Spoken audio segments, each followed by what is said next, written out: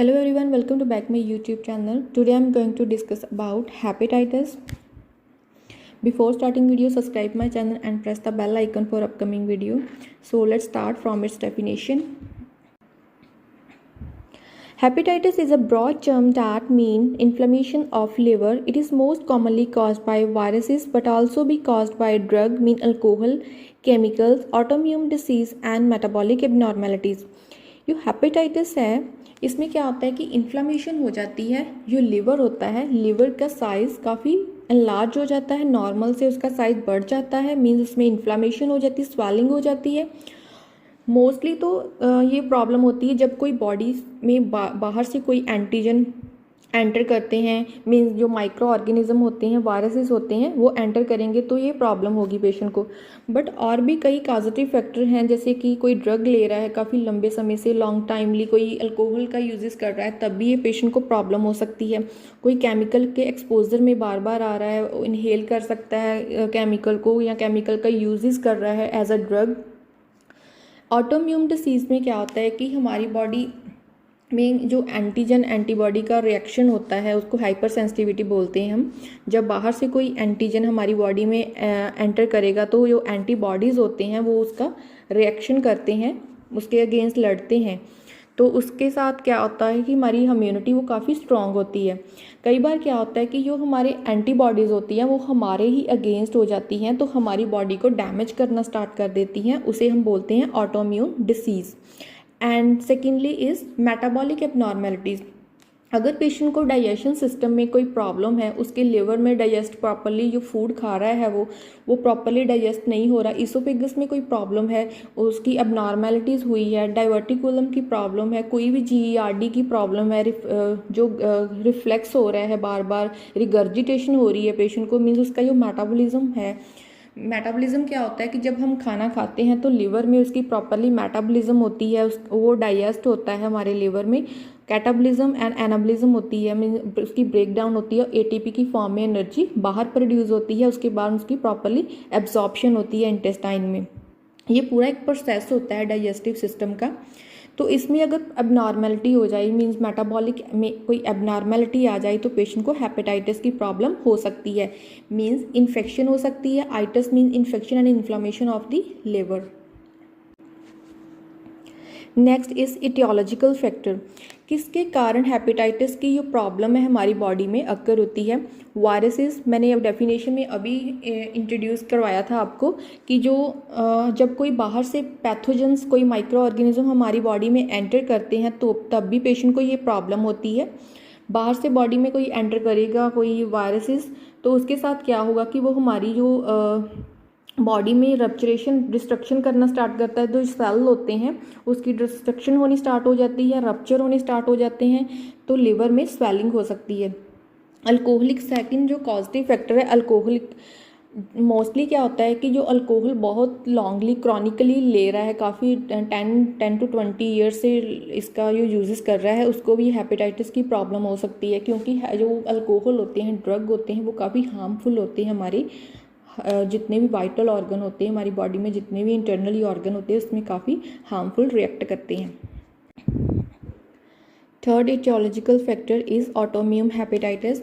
इसमें क्या होता है कि कई बार हमारी जो एंटीबॉडीज़ होती हैं वो हमारे अगेंस्ट हो जाती है, तब भी पेशेंट को ये प्रॉब्लम हो सकती है। नॉन अल्कोहलिक सेप्टोहेपेटाइटिस में ये प्रॉब्लम हो सकती है। जो अल्कोहल नहीं लेते उनको भी कई बार ये प्रॉब्लम हो सकती है। कई बार क्या होता है कि हमें दूसरे ऑर्गन की प्रॉब्लम है, उससे इन्फेक्शन जो ट्रांसमिट हो जाती है लिवर में, तब भी ये प्रॉब्लम हो सकती है स्वेलिंग की, इन्फ्लामेशन की। Next it's introduction. 5 type of hepatitis have been identified. इसे हम अगर आइडेंटिफाई करें तो ये कितनी टाइप्स हैं? 5 टाइप होती हैं। Hepatitis A, B, C, D and E। जो हेपेटाइटिस A है वो क्यूट कंडीशन होती है। क्यूट क्रॉनिक में क्या डिफरेंस है? क्यूट कंडीशन होती है जो शॉर्ट पीरियड के लिए होती है, क्रॉनिक होती है लॉन्ग पीरियड के लिए। इसमें ये डिफरेंस होता है दोनों में। जो A हेपेटाइटिस है वो क्या है? क्यूट कंडीशन है, मीन्स थोड़े टाइम के लिए ये प्रॉब्लम होती है पेशेंट को। तो उसके जो अगेंस्ट है दूसरे B, C, D, वो काफ़ी लॉन्ग टाइम तक रहते हैं बॉडी में, क्रॉनिक कंडीशन चलती रहती है बॉडी में। तो इस ई के बारे में हम बात करें तो वो भी क्या है, एक्यूट कंडीशन होती है, बट वो काफ़ी डेंजरस होती है। ये मोस्टली किस में होती है स्पेसिफाई, ये प्रेग्नेंट वूमेन में होती है। जो प्रेग्नेंट वूमेन होती है उनमें ये प्रॉब्लम ज़्यादा अक्कर होती है। हेपेटाइटिस ए और ई, इन दोनों में हमें डिफरेंस किया है कि जो ए और ई वायरसेस होता है वो काफ़ी, इसका जो पीरियड होता है शॉर्ट होता है, ज़्यादा इन्फेक्शन नहीं होती, जो थोड़े समय से होता है। इसको अगर हम प्रॉपरली ट्रीटमेंट करें तो मैनेजमेंट के थ्रू ये प्रॉब्लम क्योर हो सकती है। Other less common viruses can also cause liver diseases. जो दूसरे वायरसेस है जो लिवर डिसीजेज के लिए कॉजेटिव फैक्टर हैं वो क्या हैं, हर्पेस वायरसेस हैं, जैसे हर्पिस वायरसेस, रोबेला वायरसेस, एब्स्टीन बार वायरसेस। ये क्या हमारी बॉडी में जब एंटर करेंगे तो उसमें क्या करते हैं कि जो लिवर के सेल होते हैं उसको डिस्ट्रॉय करने स्टार्ट कर देते हैं। जब सेल डिस्ट्रॉय होंगे तो उसकी जो अपर लेयर होती है वो डैमेज होनी स्टार्ट हो जाएगी, तो उसमें स्वेलिंग आ जाएगी, तो उसके साथ जो लिवर की फंक्शनिंग है वो डिस्टर्ब हो जाएगी। लिवर जो अपना नॉर्मल फंक्शन करता है, लिवर में मेन क्या होता है कि डाइजेशन होनी होती है, तो पेशेंट को डाइजेशन में प्रॉब्लम हो सकती है। Next one is incidence. Incidence में हम बात करेंगे कि एवरी ईयर कितने पर्सन जो हैं इसके साथ सफ़र करते हैं, हेपेटाइटिस के साथ सफ़र करते हैं। Viral hepatitis is the major public concern. 10 million cases occur world widely. 10 million people होते हैं जो वर्ल्ड वाइडली सफ़र करते हैं इस डिसीज़ से, और it is nearly universal during childhood in developing country. जो डेवलपिंग कंट्री है जैसे कि इंडिया, दूसरी जो अरब कंट्रीज़ हैं, उसमें क्या है कि जो डेवलपिंग कंट्री में ये प्रॉब्लम होती है चाइल्डहुड में, जो चिल्ड्रन होते हैं उनमें ये प्रॉब्लम ज़्यादा होती है।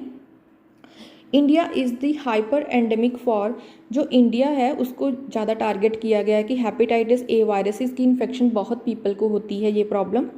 Annually over 1 to 2 lakh Indian died due to illness related to HBV infection। Mean hepatitis B viruses के साथ पेशेंट सफ़र करते हैं। 1 to 2 lakh इंडियन पीपल जो है वो डाई होते हैं, मीन्स मरते हैं every year annually. World wide 170 million people are infected hepatitis C viruses. अगर वर्ल्ड वाइड की बात करें, मीन्स पूरी वर्ल्ड के में बात करें तो कितने पीपल सफ़र करते हैं, 170 मिलियन पीपल जो इन्फेक्शन के साथ सफ़र करते हैं। उसकी इन्फेक्शन का क्या नाम है, hepatitis C viruses, means HCV। जो HCV है वो काफ़ी डेंजरस प्रॉब्लम होती है पेशेंट को। उसमें क्या होता है कि जो लिवर है वो पूरी तरह डैमेज हो जाता है, उसमें प्रॉपरली फंक्शन नहीं होता, डाइजेस्टिव सिस्टम पूरी तरह डिस्टर्ब हो जाता है पेशेंट का, जिसे हम नॉर्मल लैंग्वेज में, ईजी लैंग्वेज में काला पीलिया भी बोलते हैं। First is hepatitis A.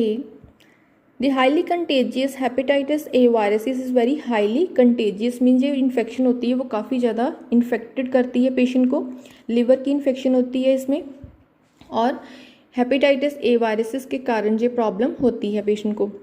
और ये जो हेपेटाइटिस ए वायरस होता है वो एंटेरो फैमिली का एक पार्ट होता है, और ये इसके साथ क्या होता है पेशेंट को, ये क्यूट प्रॉब्लम होती है हेपेटाइटिस ए की, मीन शॉर्ट टाइम के लिए पेशेंट को प्रॉब्लम होती है। इसमें पेशेंट को जॉन्डिस रहता है। जॉन्डिस में क्या होता है कि पेल स्किन रहेगी, पेशेंट की आईज, स्किन और यूरिन का कलर पेल होता है। इसमें also cause cute liver failure. इसमें क्या होता है कि पेशेंट का जो लिवर है वो क्यूट मीन्स थोड़े टाइम के लिए फेल हो जाता है। It does not cause long term infection. इसमें हम लॉन्ग टर्म की बात नहीं करते, ये प्रॉब्लम लॉन्ग टर्म के लिए नहीं होती, ये क्यूट टाइम के लिए होती है, थोड़े टाइम के लिए होती है। अगर हम इसको प्रॉपरली ट्रीट करें तो पेशेंट की जो कंडीशन है वो सेव हो सकती है। इसका जो इंक्यूबेशन पीरियड होता है वो 3 to 5 वीक के लिए होता है, या 28 डेज़ की एवरेज में हम रख के इसको कह सकते हैं कि पेशेंट को 28 डेज़ लगते हैं क्योर होने में। ये प्रॉब्लम 28 डेज तक रहती है पेशेंट को। It is transmitted primarily through a oral faecal route. Source of infection is crowded condition, poor personal hygiene. जो ट्रांसमिट होती है वो कैसी होती है, मान लीजिए कि एज ए कंसिडर कि एक पर्सन है वो जो हेपेटाइटिस ए से इन्फेक्टेड है, और वो क्या करेगा कि जब वो फीकल करेगा, मींस स्टूल पास करेगा, तो वहाँ से इन्फेक्शन जो है वो हेल्दी पर्सन में ट्रांसमिट हो सकती है। सोर्स ऑफ इन्फेक्शन क्या है इसके, कैसे हो सकती है ये प्रॉब्लम? क्राउडेड कंडीशन में हो सकती है। अगर हम पब्लिक प्लेसेस पे जाते हैं तो वहाँ बहुत ज़्यादा क्राउड है तो पेशेंट को एक दूसरे से साथ टच करने से जैसे कह सकते हैं कि ये प्रॉब्लम हो सकती है क्राउडेड कंडीशन में। अगर पेशेंट जो अपनी पर्सनल हाइजीन नहीं मेंटेन करता, उसकी जो पर्सनल हाइजीन है वो काफ़ी पुअर है, हैंड वॉशिंग नहीं करता आफ्टर डेफिकेशन बिफोर ईटिंग, तो पेशेंट को ये काफ़ी प्रॉब्लम हो सकती है। पुअर सैनिटेशन, पेशेंट जो ड्रिंकिंग वाटर है वो काफ़ी पुअर है, कंटेमिनेटेड फूड और वाटर ले रहा है तब भी पेशेंट को ये प्रॉब्लम हो सकती है। सब क्लिनिकल इन्फेक्शन हो सकती है। अगर हम हॉस्पिटल में जाएंगे तो वहाँ से भी हमें नोज़ोकोमियल इन्फेक्शन हो सकती है। ये इन्फेक्टेड फूड हैंडलिंग, जब कोई फूड को पैकेजिंग करता है जहाँ पर फूड की बहुत ज़्यादा स्टफिंग होती है, डिलीवरी होती है जहाँ से, अगर वो फूड को प्रॉपरली हाइजीन के साथ डिलीवर ना करे तो वहाँ से भी इन्फेक्शन जो है हेल्दी पर्सन में ट्रांसमिट हो सकती है।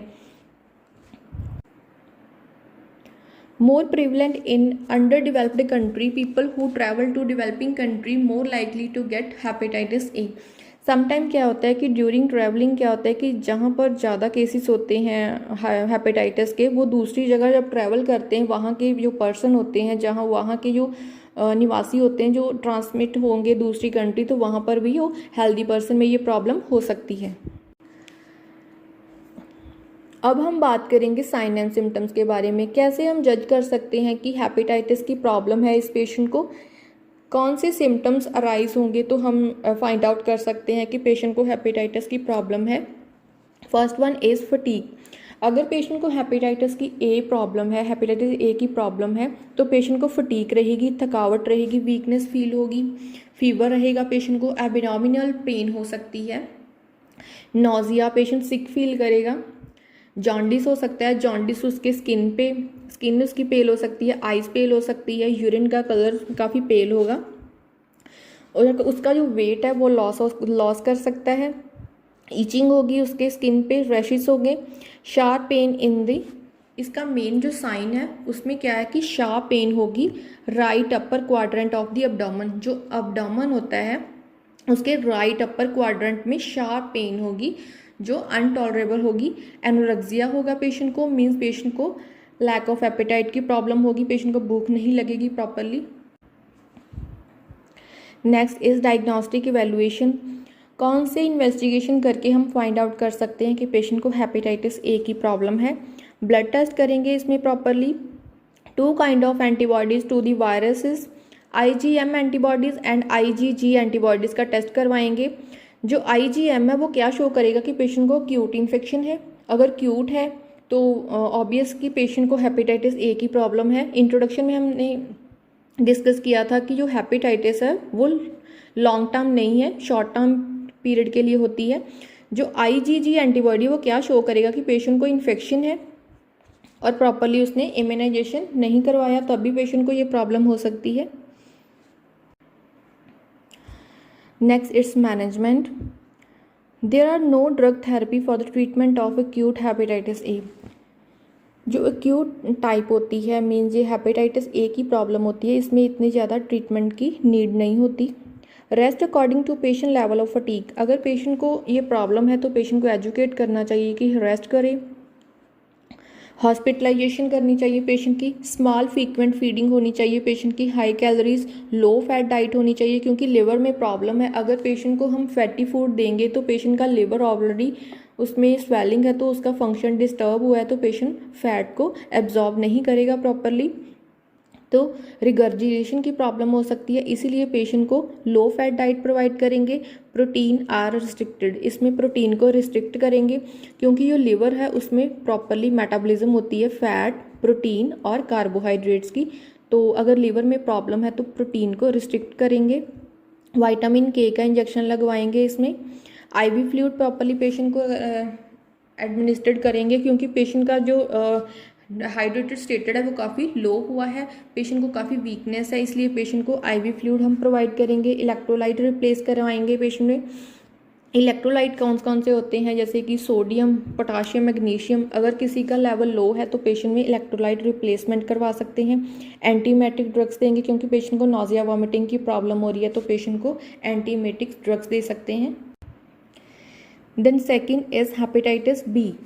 Hepatitis B virus can cause acute and chronic infection.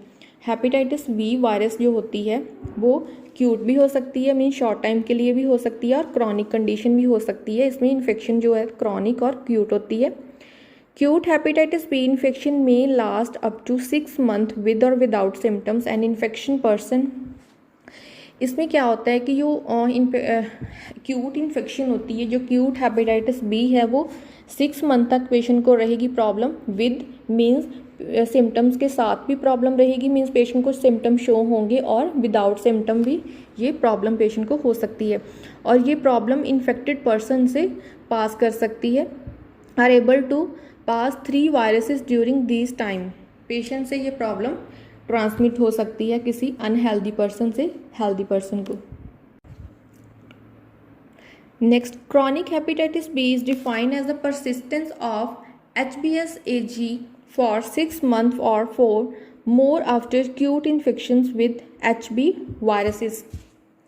Chronic infection कैसे होती है कि अगर पेशेंट को क्यूट काफ़ी लंबे समय तक चले, मीन्स पेशेंट प्रॉपरली अपनी केयर ना करे, इसका ट्रीटमेंट नहीं करवाता, तो पेशेंट को कंडीशन क्रॉनिक हो सकती है. मीन्स अगर क्यूट की इन्फेक्शन काफ़ी बार बार परसिस्टेंसली पेशेंट में रहे तो प्रॉब्लम वर्स हो सकती है. तो इस कंडीशन को हम क्रॉनिक हेपेटाइटिस बी भी बोलते हैं. Next, it's incubation period 2 to 5 months. 2 to 5 months तक इसका इंक्यूबेशन पीरियड रहता है. Hepatitis B is complex structure with 3 distinct antigen. जो इसका वायरसेस का जो स्ट्रक्चर होता है वो काफ़ी कम्प्लेक्स होता है.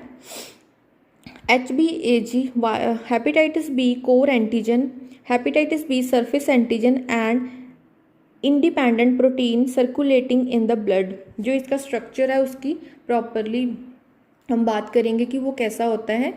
Mode of transmission is mainly sexual contact recognised as STD means sexually transmitted diseases as much more infected than HIV. Further mode of transmissions are parental और परमुकोजल एक्सपोजर टू ब्लड और blood product. Perinatal transmission, जो ये problem होती है वो transmit होती है किसी के एक्सपोजर में. जब कोई हम ब्लड ट्रांसफ्यूट करते हैं तो इन्फेक्टेड पर्सन का ब्लड जब हेल्दी पर्सन को ट्रांसमिट हो जाए तो भी ये प्रॉब्लम हो सकती है. ब्लड के प्रोडक्ट होते हैं जो, जैसे कि एल्ब्यूमिन अगर हम ट्रांसमिट करें अनहेल्दी पर्सन का हेल्दी को, तब भी ये प्रॉब्लम हो सकती है. पेरिनेटल ट्रांसमिशन हो सकती है ड्यूरिंग डिलीवरी, बेबी को भी ये ट्रांसमिट हो सकती है pregnancy time. Source of infection are contaminated needle. इसके कौन कौन से सोर्सेज हैं जहाँ से ये प्रॉब्लम होती है.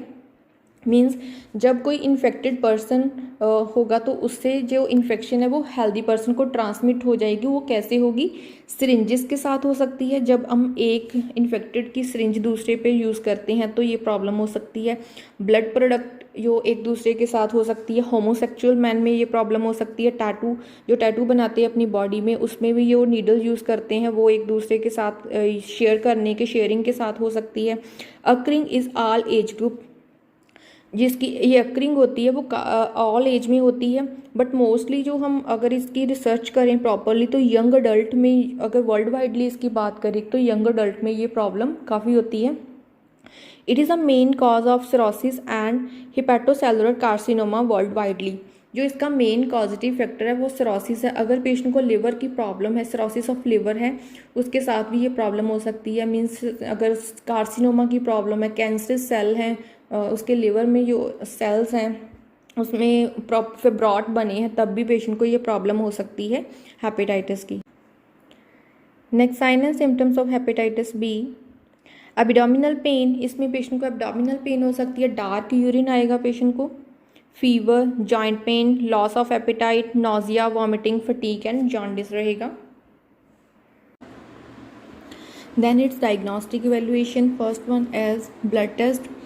Under this, AST, ALT, ALP, GGP, serum protein, PT, urinary bilirubin, urinary urobilirubin and total serum bilirubin.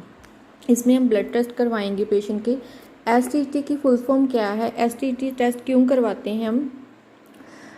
Aspirate amino transferase इसमें क्या है कि ये लिवर एंजाइम टेस्ट होता है। इसमें प्रॉपरली हम फाइंड आउट करते हैं कि जो लिवर का एंजाइम है उसकी जो वैल्यू है वो कम तो नहीं हुई, क्योंकि इसकी लेवल कम हो जाए तो डाइजेशन में प्रॉब्लम आ सकती है, तो पेशेंट के जो लिवर की फंक्शनिंग है वो डिस्टर्ब हो सकती है। ALT क्या होती है? Alanine transaminase. इसकी जो नॉर्मल वैल्यू है वो है 4 to 36। तो ये क्या होता है कि एंजाइम होता है लिवर में। When liver cell are damage, जब लिवर का सेल डैमेज हो जाते हैं तो ये क्या करते हैं, रिलीज़ करते हैं ALT, जो ये एलानाइन ट्रांसमेरेज होता है उसको रिलीज़ करना स्टार्ट कर देते हैं ब्लड स्ट्रीम में, ताकि बॉडी में प्रॉपरली डाइजेशन हो सके। नेक्स्ट इज़ PT क्या होती है कि प्रोथ्रोम्बिन टाइम। इसमें हम पेशेंट का प्रोथ्रोम्बिन टाइम चेक करेंगे कि पेशेंट की इंटरनली कोई ब्लीडिंग तो नहीं हो रही। जो प्रोथ्रोम्बिन टाइम होता है वो नॉर्मली कितना होता है, 11 से 13.5 सेकेंड के लिए ये टाइम होता है, ये नॉर्मल वैल्यू होती है। Next one is ALP। Alkaline phosphatase को देखने के लिए कि बॉडी में कितनी उसकी अमाउंट है, प्रोटीन फाउंड करने के लिए बॉडी टिश्यू में कितनी प्रोटीन है, कि वो कितना बॉडी में रिलीज़ हुआ है, उसकी जो लेवल है उसको चेक करने के लिए, मेज़र करने के लिए हम ये टेस्ट करवाते हैं पेशेंट का। नेक्स्ट इज़ GGT क्या होती है? Gamma glutamine transferase test measure the amount of GGT in the blood stream. इसमें हम इन्वेस्टिगेट करते हैं कि ब्लड में कितनी GGT की वैल्यू है। GGT क्या है कि एक एंजाइम होता है जो हमारी बॉडी में रिलीज़ होता है, but it is mostly found in the liver. Mostly क्या होता है, हमारी लिवर में ये रिलीज़ होता है when the liver is damage. अगर लिवर डैमेज हो, किसी कारण डैमेज होना स्टार्ट हो जाए, तो जो GGT होता है, जो ये एंजाइम होता है, ये लीक होना स्टार्ट हो जाता है इन दी ब्लड स्ट्रीम। तो हम उसका प्रॉपरली लेवल जो है वो फाइंड आउट करते हैं इस टेस्ट के थ्रू। सीरोलॉजिकल टेस्ट करवाते हैं। इसमें प्रॉपरली जो एंटीबॉडीज़ टेस्ट होते हैं उनको हम प्रॉपरली इन्वेस्टिगेट करते हैं कि जो एंटीबॉडीज़ होते हैं उसमें कोई अप एंड डाउन तो नहीं हुआ, प्रॉब्लम क्यों आ रही है पेशेंट को ये वाली। Next one is hepatitis C। Hepatitis C virus is an RNA virus. Incubation period कितना होता है, 14 से 180 डेज। एवरेज टाइम कितना होता है, 56 डेज के लिए। In most cases it is transmitted through the blood और ब्लड प्रोडक्ट्स। ये प्रॉब्लम होती है, यो एक दूसरे से ट्रांसमिट होती है, ब्लड और ब्लड के प्रोडक्ट से ट्रांसमिट होती है। ये प्रॉब्लम होती है जो पेशेंट को हेपेटाइटिस C की।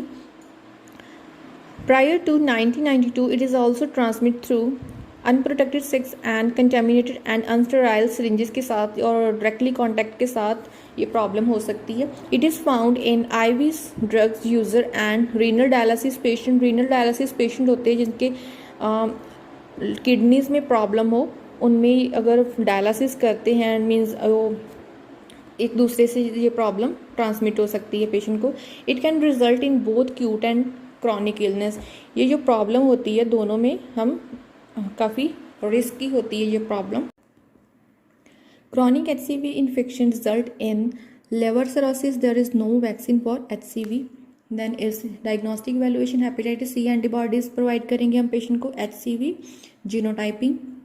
Then it's management in patient with acute hepatitis C, treatment with pegylated interferon within 12 to 24 weeks or infection reduce the development of the chronic hepatitis C. Hepatitis D or delta hepatitis.